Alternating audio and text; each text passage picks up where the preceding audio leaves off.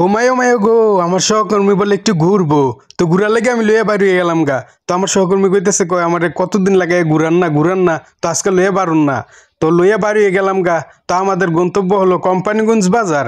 তো কোম্পানিগঞ্জ বাজারে যাওয়ার পথে যে দৃশ্যটা, তো আমি একটু ভিডিওর মাধ্যমে তুলে ধরার চেষ্টা করব।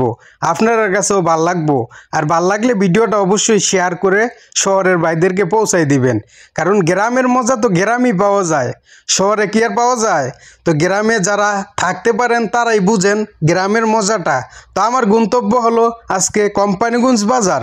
তো কোম্পানিগঞ্জ বাজারে যাইয়া কিছু কিনার চেষ্টা করব। তো আমার সহকর্মী কইতেছে, এ বেটা এত জোরে গাড়ি চালাই কে রে? তা আমি কইলাম, আরে গাড়ি তো এত জোরেই চালাইবো, এই রাস্তা একদম ফাঁকা না, আর কত সুন্দর রাস্তা।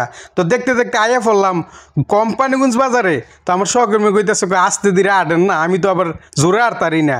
তো দেখতে থাকুন কোম্পানিগঞ্জ বাজারটা কত সুন্দর, একদম শান্তশিষ্ট। তো যারা মিস করেন তারাই বলতে পারবেন। আর দেখুন কত সুন্দর একটা R15 ভালাই রাখছে। ও মায়ো গো, তার আর কি আর মায়া দয়া লাগে না? আমরা দিয়া লাইলে ওদের পারে আমরা চালাইতাম, আমরা কি শখ